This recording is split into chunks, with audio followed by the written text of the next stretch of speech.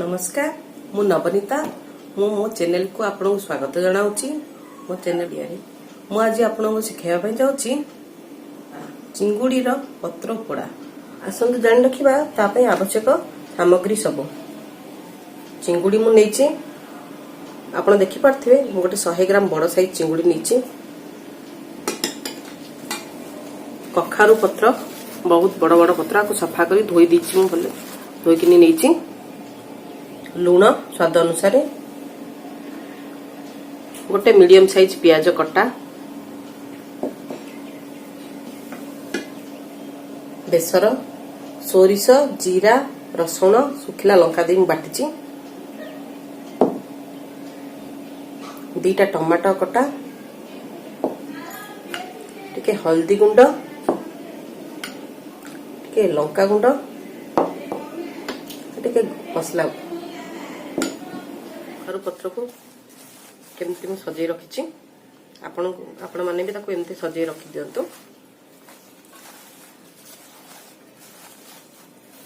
देखि पारथिबे हम पत्र गुडा में बहुत सुंदर सजै देछे। मोटी 100 ग्राम चिंगुड़ी को लूण हल्दी दे केते समय मु रखी देछि। मैं को ऐड करबा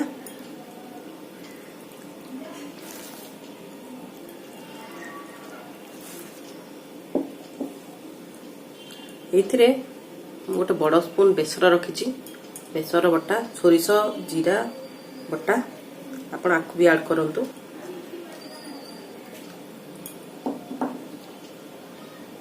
गोटे पियाज कटा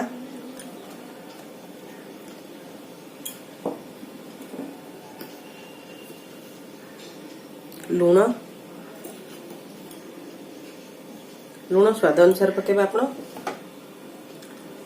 लंका गुंड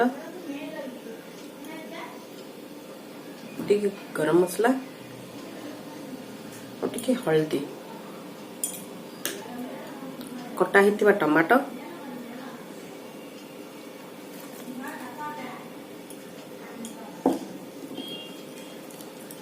सोरष तेल एथिरे मो 2 ରୁ 3 स्पून सोरष तेल यूज करी।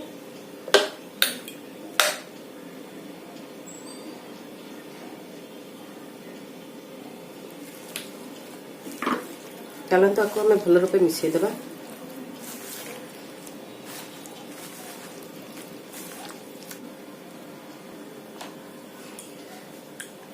देखि पारथिबे चलते आपको हमें बंद करबा।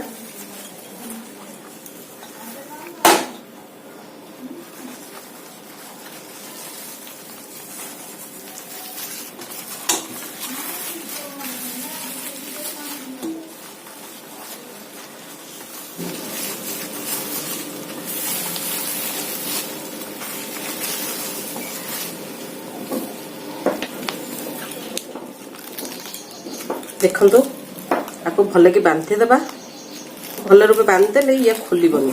मुझे कखारू पत्र यूज करछि आपण चाहिए सारू पत्र भी यूज करि परिबे शाल पत्र भी यूज करि परिबे।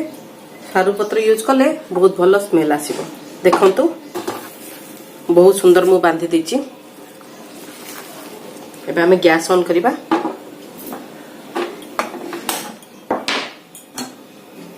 गोटे कढ़ाई बसै नेबा।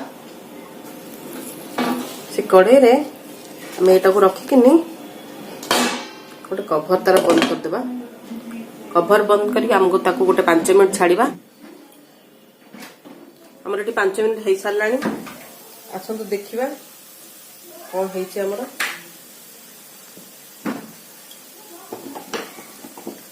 देखि पारथिबे चिंगुड़ी रे सब पानी छाडछि।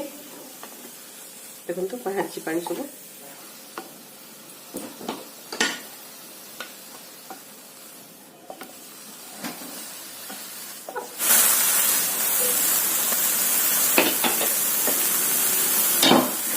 आपको एमती रखी आ 5 मिनिट आम भाजा को देबा।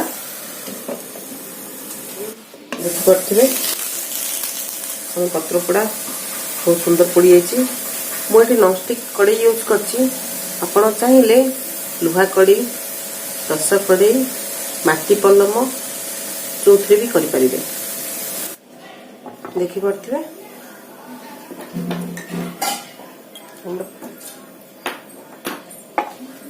पत्रटा चारिपट भल रूप पोड़ी जाइथिला ऊपर पट भी पोड़ी जाइछि आसुन देखिबा केमती हेछि हम चिंगुड़ी पत्र पोड़ा हम जो सूता गुड़ा बांधी थे सेगुड़ा काटी नेबा बहुत सुंदर हो जाइछि हम चिंगुड़ी पत्र पोड़ा देखि पड़थिबे आपण